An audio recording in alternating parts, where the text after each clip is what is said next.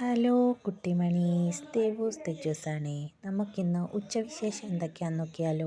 ആദ്യം തന്നെ നമുക്ക് ചെറുപയർ തോരൻ വെക്കാം. അതിനാവശ്യമുള്ള പയർ ഒന്ന് വേവിച്ചെടുത്തിട്ടുണ്ടേ. അരപ്പ് തയ്യാറാക്കാനായിട്ട് അരമുറി തേങ്ങ എടുക്കുന്നുണ്ട്. 3 കഷ്ണം ചെറിയ ഉള്ളി, 2-3 അല്ലി വെളുത്തുള്ളി, 1/4 ടീസ്പൂൺ മഞ്ഞൾപ്പൊടി, ആവശ്യത്തിന് കറിവേപ്പില, ഇതെല്ലാം കൂടെ ഇട്ട് ഒന്ന് ചതച്ചെടുക്കാവേ. ഒരു ചട്ടി എടുത്ത് വെച്ച് എണ്ണ ഒഴിച്ച് കൊടുക്കുന്നുണ്ട്. എണ്ണ ഒന്ന് ചൂടായി കഴിയുമ്പോൾ കടുക് ഇട്ട് കൊടുക്കുന്നുണ്ട്. കടുകെല്ലാം ഒന്ന് പൊട്ടിക്കഴിയുമ്പോൾ കുറച്ച് ചുവന്നുള്ളിയും കറിവേപ്പിലയും കൂടി ഇട്ട് ഒന്ന് നന്നായിട്ട് ഇളക്കി കൊടുക്കാം. ഉള്ളിയെല്ലാം ഒരു ബ്രൗൺ കളറായി കഴിയുമ്പോൾ 1/4 ടീസ്പൂൺ മുളക് പൊടിയും കൂടി ഒന്ന് ഇട്ട് കൊടുക്കുന്നുണ്ട്. മുളക് പൊടിയുടെ പച്ചക്കുത്തലൊക്കെ ഒന്ന് മാറിക്കഴിയുമ്പോൾ അതിലേക്ക് അരച്ച് വെച്ചിരിക്കുന്ന തേങ്ങ ഇട്ട് കൊടുക്കുന്നുണ്ട്. ആവശ്യത്തിന് ഉപ്പുകൂടെ ചേർത്ത് നന്നായിട്ട് ഇളക്കി യോജിപ്പിച്ച് കൊടുക്കാം.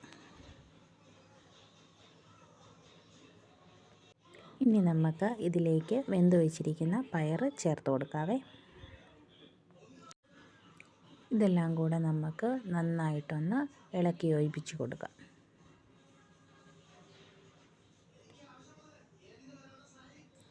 അപ്പോൾ നമ്മുടെ പയർ കറി റെഡി ആയിട്ടുണ്ട്. നമുക്ക് കുറച്ച് സോയാ ചങ്ക്സ് കറി വെക്കാം. അതിനായിട്ട് തിളച്ച വെള്ളത്തിലേക്ക് സോയാ ചങ്ക്സ് ഒന്ന് കുതിരാനായിട്ട് ഇട്ട് വെക്കുന്നുണ്ട്. അതിനായിട്ട് ഒരു 4 സബോള, 4 പച്ചമുളക്, ഒരു തക്കാളി, ഒരു ചെറിയ കഷ്ണം ഇഞ്ചി, 2-3 അല്ലി വെളുത്തുള്ളി എല്ലാം ഒന്ന് എടുക്കുന്നുണ്ട്. തക്കാളിയും പച്ചമുളകും സവോളയും ഇഞ്ചിയും വെളുത്തുള്ളിയും എല്ലാം ഒന്ന് കനം കുറഞ്ഞ് ചെറുതായിട്ടൊന്ന് അരിഞ്ഞെടുത്തിട്ടുണ്ട്. ഒരു ചട്ടി എടുത്ത് വെച്ച് ആവശ്യത്തിന് എണ്ണ ഒഴിച്ച് കൊടുത്ത് കടുക് കൂടി ഇട്ട് കൊടുക്കുന്നുണ്ട്. കടുകെല്ലാം പൊട്ടിക്കഴിയുമ്പോൾ കുറച്ച് ചുവന്നുള്ളി അരിഞ്ഞിട്ട് കൊടുക്കുന്നുണ്ട്. ഉള്ളിയെല്ലാം ഒന്ന് മൂത്ത് കഴിയുമ്പോൾ അരിഞ്ഞ് വെച്ചിരിക്കുന്ന പച്ചമുളകും ഇഞ്ചിയും വെളുത്തുള്ളിയും എല്ലാം ഒന്ന് ഇട്ട് നന്നായിട്ട് വഴറ്റിയെടുക്കാം. ഇഞ്ചിയും വെളുത്തുള്ളിയും എല്ലാം ഒന്ന് വഴന്ന് കഴിയുമ്പോൾ അതിലേക്ക് നമുക്ക് അരിഞ്ഞു വെച്ചിരിക്കുന്ന സവോളയും കൂടെ ചേർത്ത് നന്നായിട്ടൊന്ന് വഴറ്റിയെടുക്കാം.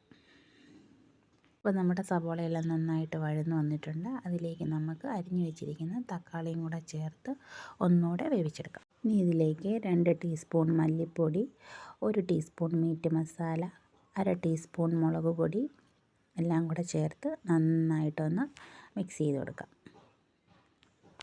ഇനി അതിലേക്ക് കുറച്ച് ഗരം മസാലയും കുരുമുളക് ചതച്ചതും കൂടെ ഇട്ട് കൊടുക്കുന്നുണ്ട്.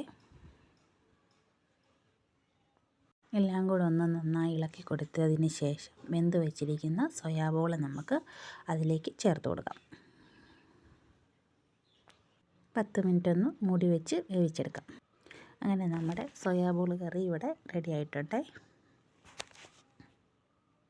ഇനി നമുക്ക് ഒരു ചമ്മന്തിയും കൂടെ അരയ്ക്കാം. അതിന് ആവശ്യമുള്ള തേങ്ങ, കറിവേപ്പില, ഇഞ്ചി, ഉപ്പ്, മുളക് പൊടി, ചെറിയ ഉള്ളി, ആവശ്യത്തിന് മാങ്ങ എല്ലാം എടുത്തിട്ടുണ്ട്. ഇതെല്ലാം കൂടി ഒന്ന് നമുക്ക് അരച്ചെടുത്തുകൊണ്ട് വരാം. ഇപ്പോൾ നമ്മുടെ മാങ്ങ ചമ്മന്തി റെഡിയായി.